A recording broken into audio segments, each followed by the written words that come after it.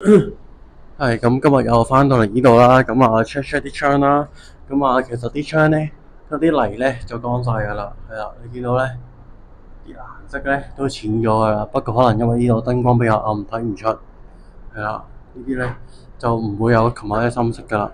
咁其實而家咧隻窗咧就好硬淨噶啦，即係我成個人咧掹落去咧，其實咧佢都唔喐噶啦。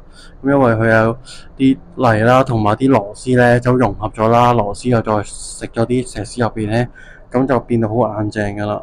係啦，如果要拆出去咧，要開炮先拆得佢噶啦，而家係啦。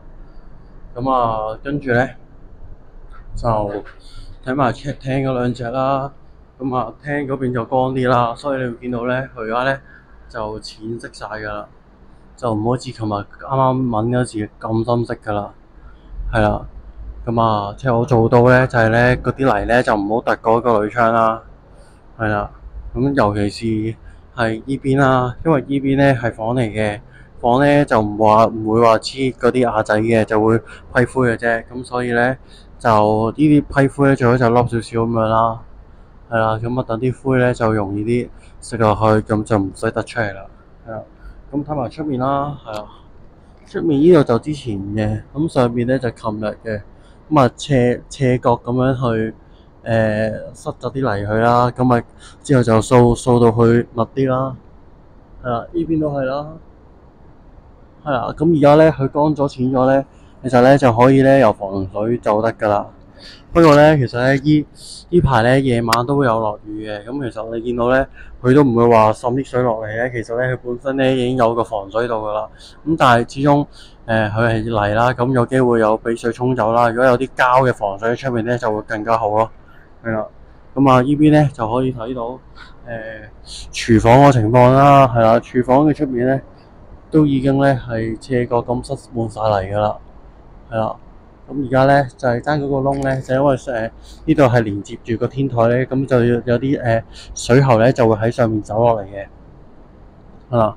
咁跟住咧呢度咧亦都係塞好晒啦。咁啊隨時咧就可以咧油嗰啲西卡嘅防漏膜噶啦，係啦。咁啊再對多次啦。咁啊呢度上面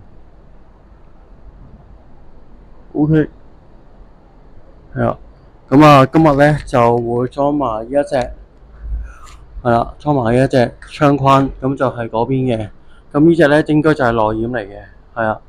因為咧我見到咧佢通常咧依邊咧深嗰邊咧，即係高嗰邊咧都喺入邊嘅，低嗰邊就喺出面嘅。咁就因為放一個去水啦。咁啊，然之後咧呢一度咧就有個開關位喺度嘅。咁所以咧呢一個係應該點樣咧？應該就係咁樣。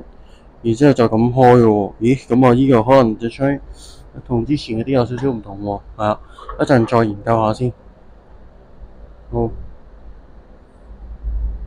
咁啊，跟住就另外咧，依隻窗褥咧就會裝埋啦，係啦。咁啊，依隻咧就會裝一隻嘅啫，係啦，裝一隻同埋兩隻，係啦。咁啊，廚房啊裝上面嗰隻，咁啊，盡量減低嗰啲窗喺間屋入邊嘅嘥咗啲位啦，費事唔好想嘥咗啲位啦。咁啊，因為咧有啲咧呢啲裝到啦，咁啊呢啲咧就有啲留一隻咧就俾佢山口咧出去嘅，係啦。嗰邊廚房又係留山口出去嘅，係啦。咁啊今日要做咁多，咁之後咧同埋有時間都會有埋個地台個防水噶啦。好，開工。咁啊啱食完飯啦，咁一個上晝咧，咁就做啲乜咧？咁啊而家咧呢兩隻窗咧就裝好咗噶啦。係啦，係啦，咁啊，最緊要閂得埋啦，係啦。咁啊，因為依個係廁所啦，對住對面都係廁所嚟嘅，咁所以咧就磨砂玻璃，咁啊唔會話即係先到好啲咯，係咪？咁啊，另外咧，呢一隻窗咧都裝好咗噶啦，係啦。咁啊，依度咧係啦就房嚟嘅，亦都係望住對面間房啦，咁所以咧磨砂玻璃嚟嘅。咁我暫時裝住一隻啫。咁啊，因為咧呢一隻咧就要留個出口咧，就拎佢出去出面嘅，係啦。因為個棚咧就唔通嘅，係啦。呢邊咧有啲大窗又好易出嘅，咁但係呢個棚咧就唔通嘅呢個棚嘅，呢個另一邊嚟嘅，咁所以咧就留翻個山口咯，係啦。咁啊，跟住咧，咁嗰隻窗咧就全部拆晒㗎啦，亦都做好㗎啦。咁啊，我暫時咧就決定咧就留翻個框喺度嘅，係啦，就唔甩晒成個車佢個底框啊，個鋁個底框嚟㗎。咁點解咧？因為咧，如果甩咗佢咧，呢度咧就會變到好爛啦，同埋出面嗰啲紙皮石咧有機會會甩晒出嚟嘅。咁啊，暫時咧呢一隻咧就即係就轉晒窿㗎啦，係啦。咁啊，隨時咧就可以轉上去，咁啊，然之後收少少泥或者打玻璃膠咧都得㗎啦，係啦，咁樣咯，係啦，咁暫時咧就唔搞住啦，因為咧就急 call 就要去其他地方執手尾，係啦，咁啊，所以咧而家咧就要離開先啦，離開呢度先啦，咁我唔做住㗎啦，原本諗住撈埋嚟，咁啊塞埋佢啦，咁就而家因為臨時有嘢做啦，咁就唔撈嚟住啦。好，咁啊，今日就搞咗咁多先。咁因為其實原本咧都準備晒咧，就裝埋咧廚房咧呢個上面嘅窗嘅。咁啊，但係因為咧考慮到咧之後咧又話水電師傅咧又要嚟呢度咧，又要搞啲水喉同埋搞啲電線啊。如果我而家裝咗呢隻窗咧，咁佢到時咧就一定係棘住佢啊。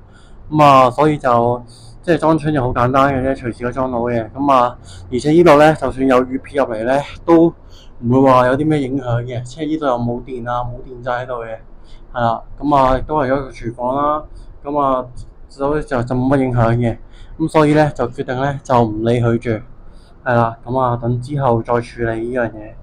好，咁啊今日就執嘢，咁啊帶埋架撐咧就去其他地方先啦。好，拜拜。